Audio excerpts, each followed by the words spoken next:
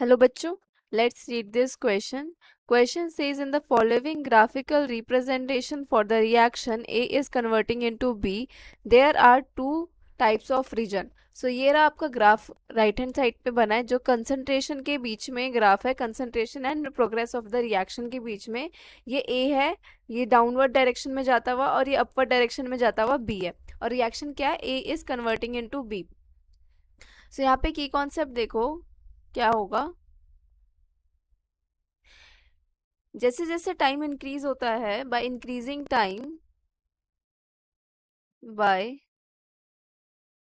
Increasing time rate of forward reaction increases. Rate of forward reaction increases and hence concentration of reactant decreases. Concentration of reactant decreases, but only after a certain period of time. But only up to, but after, you ऐसे लिखो, but after certain period of time, certain period of time, rate of forward reaction becomes equal to rate of backward reaction.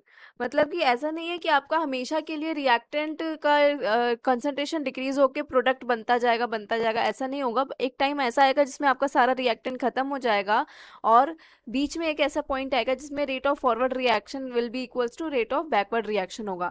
तो मतलब यहाँ कहने का मतलब क्या है कि कॉन्सेप्ट में कि जैसे जैसे टाइम आपका इंक्रीज होता है तो रेट रिएक्टेंट का कंसंट्रेशन डिक्रीज होता जाता है और प्रोडक्ट फॉर्मेशन होता जाता है. फॉर्मेशन ऑफ प्रोडक्ट क्या होता जाता है, इंक्रीज होता जाता है. कंसंट्रेशन ऑफ प्रोडक्ट इंक्रीज होता जाता है. यहाँ पे for the reaction A is converting into B, A reactant है और प्रोडक्ट क्या है, बी है.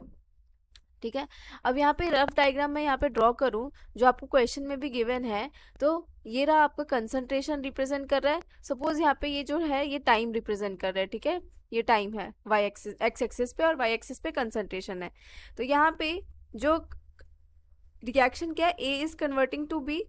ए क्या है, रिएक्टेंट. तो टाइम जैसे जैसे इंक्रीज होगा रिएक्टेंट का कंसंट्रेशन डिक्रीज होता जाएगा, but only up to a certain point. कुछ एक ऐसा पॉइंट आएगा जिसके बाद क्या होगा, जिसके बाद उसका कंसंट्रेशन ना इंक्रीज होगा ना डिक्रीज होगा, कांस्टेंट हो जाएगा. ऐसा कांस्टेंट हो जाएगा. और यहाँ प्रोडक्ट क्या होगा, प्रोडक्ट का कंसंट्रेशन इंक्रीज होगा. तो ये रहा इंक्रीज हो रहा है, इंक्रीज हो रहा है, इंक्रीज हो रहा है. बट एक पॉइंट या एक टाइम ऐसा आएगा जिसके बाद वो प्रोडक्ट भी इंक्रीज करना बंद कर देगा और क्या हो जाएगा, कांस्टेंट हो जाएगा. ठीक है. तो कहाँ तक इंक्रीज कर रहा है, यहीं तक इंक्रीज कर रहा है. राइट. मतलब कि ये वाला जो रीजन है, इस जो ये मैंने डॉटेड लाइन बनाई है उसके लेफ्ट हैंड साइड वाला रीजन है, वहाँ वो कैसा रीजन है, वो कैसा रीजन हो गया, काइनेटिक रीजन हो गया. काइनेटिक मतलब वहाँ पे रिएक्टेंट डिक्रीज होता जा रहा है और प्रोडक्ट इंक्रीज होता जा रहा है. बट ये डॉटेड लाइन के राइट हैंड साइड दोनों ही प्रोडक्ट का कंसंट्रेशन एंड रिएक्टेंट का कंसंट्रेशन टाइम के बढ़ने के साथ साथ कुछ चेंज नहीं हो रहा, कांस्टेंट हो रहा है, कांस्टेंट है. ठीक है. तो मतलब ये वाला रीजन कैसा हो गया, ये वाला रीजन रिप्रेजेंट कर रहा है जब rate of forward reaction equals to होता है रेट ऑफ बैकवर्ड रिएक्शन. यानी कि इस कंडीशन में concentration of A is equals to क्या हो जाएगा, कंसंट्रेशन ऑफ बी हो जाएगा. और ये होता है इक्विलिब्रियम रीजन. Equilibrium reason. ठीक है. यहाँ पे concentration of A is equal to concentration of B, ऐसे मतलब कि रेट इनका इक्वल हो जाता है. ठीक है. तो ये वाला कौन सा रीजन आ गया, ये वाला इक्विलिब्रियम रीजन आ गया. तो यहाँ पे दो डिफरेंट, ये वाला रीजन जो फर्स्ट रीजन है ये है काइनेटिक रीजन, ये वाला जो रीजन है सेकेंड रीजन वो कौन सा है, इक्विलिब्रियम रीजन. तो अकॉर्डिंग टू दिस इंफॉर्मेशन कौन सा आंसर आ जाएगा, आपका आंसर सी हो जाएगा. First represent the kinetic region while second represents the equilibrium region. Hope you understood it well. Best of luck.